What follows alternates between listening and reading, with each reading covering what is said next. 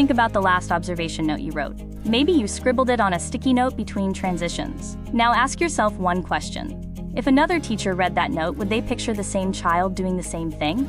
That question is what this whole video comes down to. Here is the thing nobody tells you in your first year. You are not a camera. Every observation travels through a lens made of your mood, your temperament, your experiences, and your cultural background. A child cries at the table. If you are exhausted and already thinking about cleanup, you might write, "Eddie had a meltdown." If you grew up in a family where adults spoon-fed toddlers, you might write, "Eddie still needs help eating." Same event, two different notes, and neither one describes the child. They describe us. Clearing that lens is not about pretending you have no perspective. It is about catching it before it lands on the page. So what separates the two? Subjective language runs on opinions and assumptions. It leans on adjectives of emotion: happy, mad, shy, smart. It shifts from teacher to teacher, which makes it unreliable data. Objective language runs on the five senses: exact actions, direct quotes, and the sequence of events with no motive attached. Then there are the trap words. Because, just, always, never, can't. The moment one shows up, you have stopped observing and started explaining. Let's put that to work. Eddie is probably upset because Sandy took the dinosaur from him. Strip the guess about how Eddie feels and why, and you get, Sandy took the dinosaur from Eddie. Eli loves to color. He was too excited and accidentally broke the brown crayon. You cannot see love, and you cannot see an accident. What you saw was, Eli broke the brown crayon while coloring the picture. Malcolm was frustrated and moved to another table. Frustrated is your read.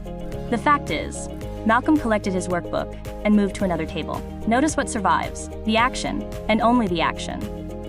One more trap, and it is sneaky, because a note can be completely factual and still fail you. Logan doesn't identify all his letters. Might be true, but it frames Logan by his gaps, and it gives you nothing to plan with tomorrow.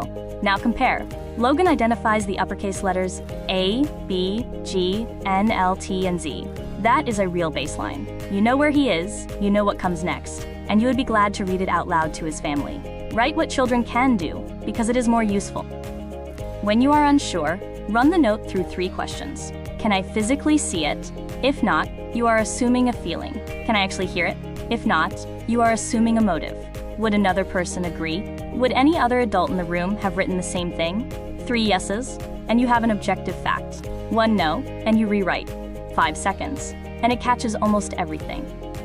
This is not a paperwork exercise. It shows up in 3 places that matter: milestones. If your notes carry your bias, the growth timeline is off before you start. Interventions. Consistent factual documentation is what surfaces a developmental delay early enough to act on. Vague notes delay support. Families. When you sit down at a conference with direct quotes and work samples instead of impressions, you are not asking a parent to take your word for it. You are showing them evidence. 4 things to carry out of here. Observation is about seeing, not judging. Capture the facts, leave the assumptions, document what children can do. And great teaching begins with a clear lens. The children in your room deserve to be seen for exactly who they are, not who we assume them to be. Take the glasses off and look again. That's a wrap on the clear lens. You do hard, careful work every day, and the way you write it down matters more than anyone tells you. Thanks for being here. Like, subscribe, and I'll see you in the next one.